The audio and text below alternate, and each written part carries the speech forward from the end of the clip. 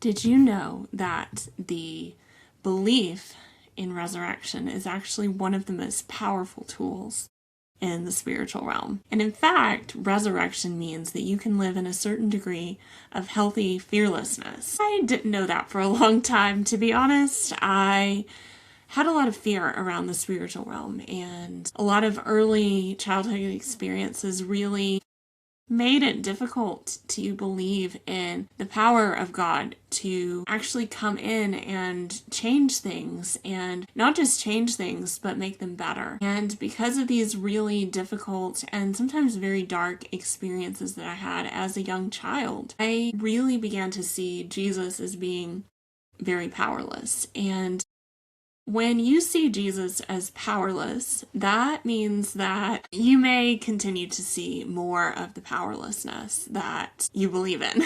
And unfortunately, when you believe that Jesus is powerless, you will more than likely continue to believe that. And what really began to help me unpack what I was experiencing spiritually was in seminary. I actually began to study very old theological books from people that were, written around the time of Jesus or shortly thereafter. And one of my favorites is the Christian theologian named Athanasius. And Athanasius was a guy who was using the Apostle Paul as his original source notes. He was just a few hundred years after Christ, and he wrote some pretty powerful stuff. And Athanasius taught a very early Christian belief that says that Jesus descended into the pit of hell during the 3 days between the death and the resurrection, which we see alluded to in scriptures like Matthew 4:6. For as Jonah was 3 days and 3 nights in the belly of the sea monster, so for 3 days and 3 nights the Son of Man will be in the heart of the earth. And Athanasius was teaching that Jesus actually during, between the time of the death and the sacrificial death of Jesus and the time of the resurrection, there was actually a pretty big transaction that was happening in the spiritual realm. So those 3 days of silence were actually days of incredible noise and movement in the spiritual realm. And because Revelation 1:8 says that he took the keys of death, hell, and the grave, that means that we don't have to fear death, hell, and the grave. And death, hell, and the grave is what the dark spiritual realm has tried to hold over humanity for a long time. Really, it's only those 3 fears that are left to terrify us in the spiritual realm. The first one is the fear of death, the fear that our life could ever be snatched out of God's hand. The second one is hell, the fear that we will be separated from God forever, because that's what hell is. And third, the grave, which is really the fear that our life will end without meaning. Jesus came down and took the keys of death, hell, and the grave.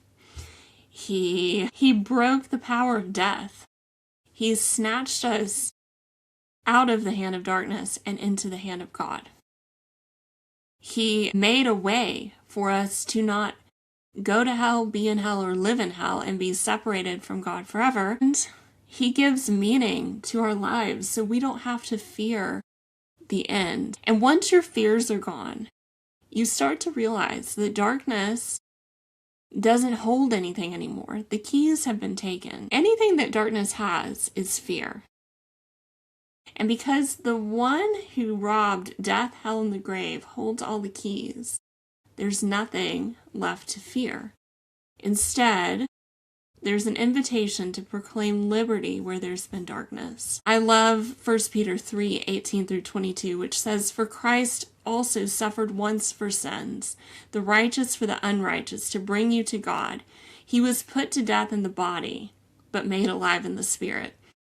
After being made alive, catch this, he went and made proclamation to the imprisoned spirits, to those who were disobedient long ago when God waited patiently in the days of Noah while the ark was being built. In it, only a few people, 8 in all, were saved through water, and this water symbolizes the baptism that now saves you also, not the removal, of dirt from the body, but a pledge of a clear conscience before God. It saves you by the resurrection of Jesus Christ, who has gone into heaven and is at God's right hand with angels, authorities, and powers in submission to him.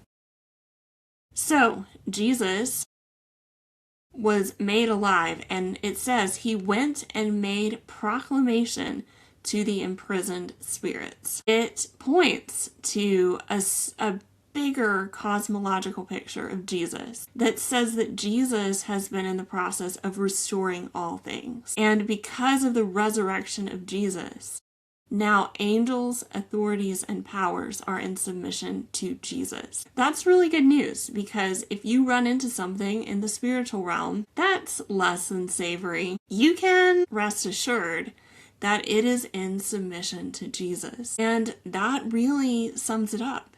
There's nothing left to fear, because what Jesus did has taken the hold that darkness had on us once upon a time.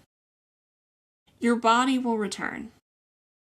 God loves you, and death is not the end of your story. So I'd ask you, what do you have left to fear? Hey there, I'm Mary. I write and teach on the spiritual realm, but only with Jesus. I hold an MDiv in critical interpretation of the Old Testament, but I'm also somebody that has seen in the spiritual realm since I was a very small child. I write and teach. There are some courses that get a little bit more in depth than a YouTube comment section will allow.